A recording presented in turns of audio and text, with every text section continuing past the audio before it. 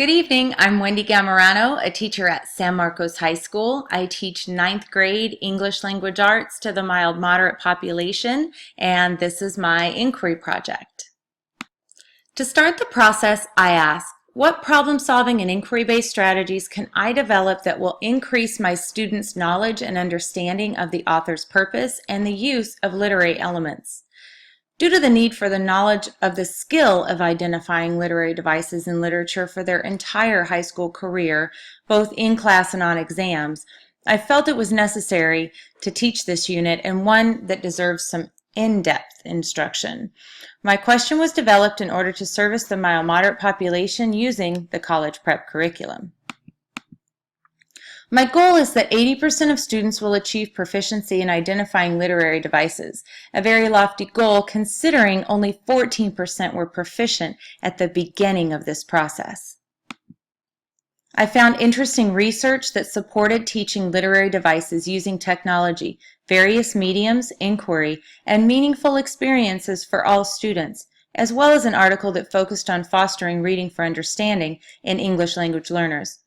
I was able to apply my newfound knowledge to enrich the students' activities, devise lessons, encourage student-generated questions, enhance student experiences, as well as further my knowledge as a mild-mod ELA teacher to a large EL population. The unit began with an SBAC-style assessment administered to all students. The results gathered aided in my focus on purposeful and meaningful planning and instruction. Later, I'll show you in depth how the results of this assessment looked.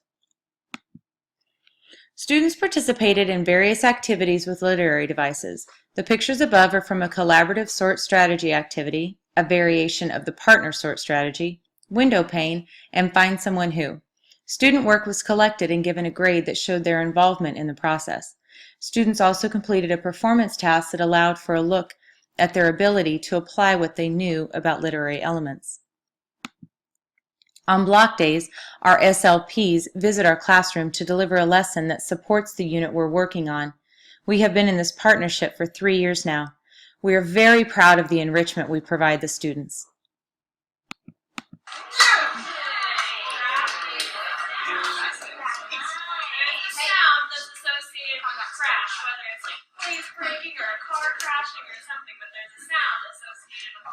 As you can see, the students look forward to the change in routine and enjoy the lessons and energy the SLPs bring.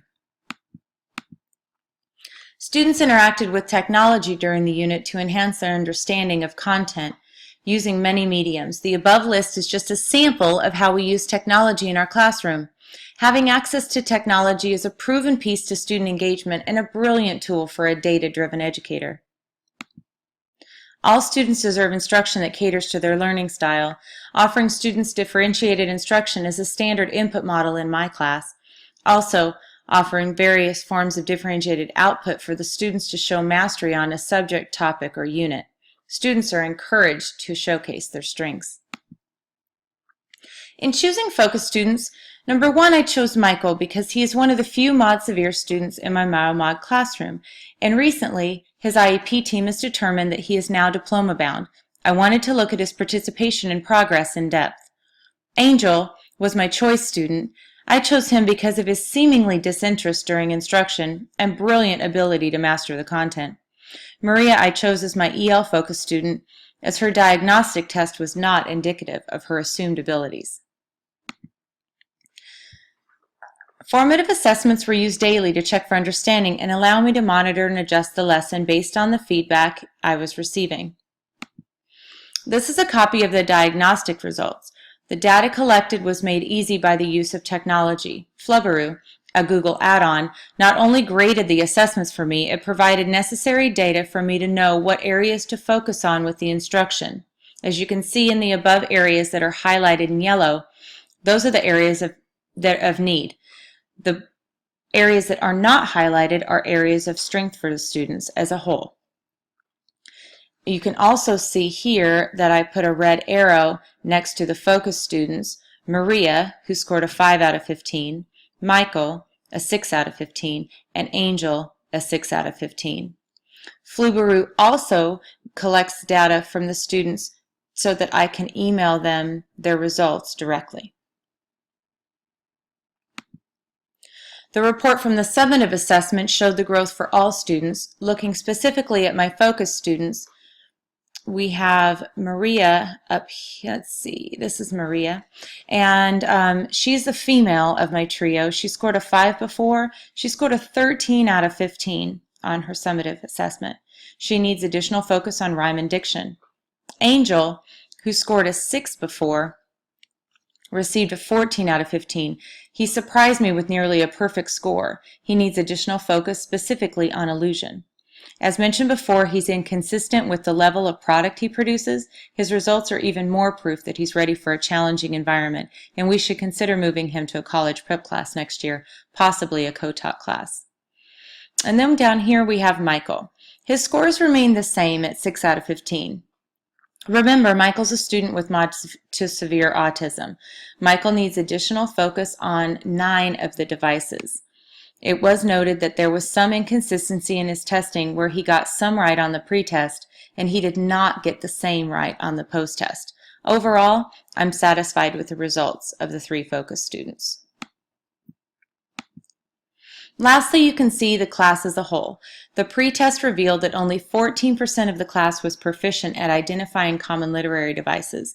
Collectively, the class scored a 38%. After dedicated instruction and class participation, the post-test determined that 52% of the class reached proficiency at identifying common literary devices. Collectively, the class scored a 61%. We did not meet our goal of 80%, but we did experience huge growth in our class. Students with disabilities are notoriously poor test takers. I'm convinced that their takeaway knowledge is stronger than the test results reflect. Student work and participation is proof of this.